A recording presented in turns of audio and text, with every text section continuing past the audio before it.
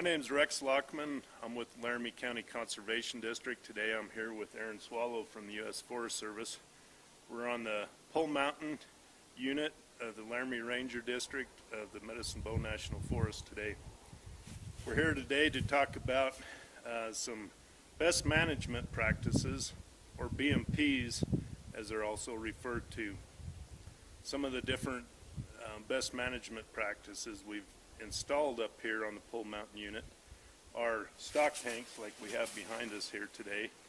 Other ones are some cross fencing to help distribute livestock across the grazing allotments, across the pastures, and help draw them off of the riparian areas so that we get more use out of the uplands and less use on the riparian areas.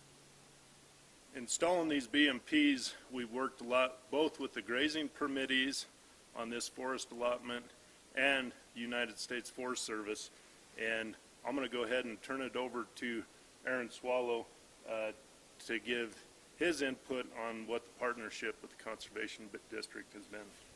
Yeah, thank you, Rex.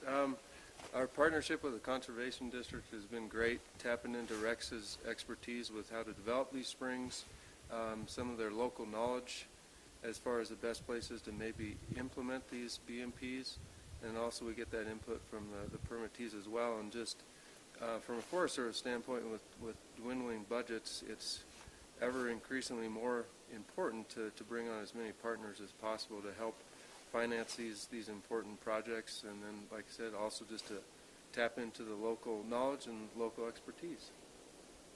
Thanks, Aaron.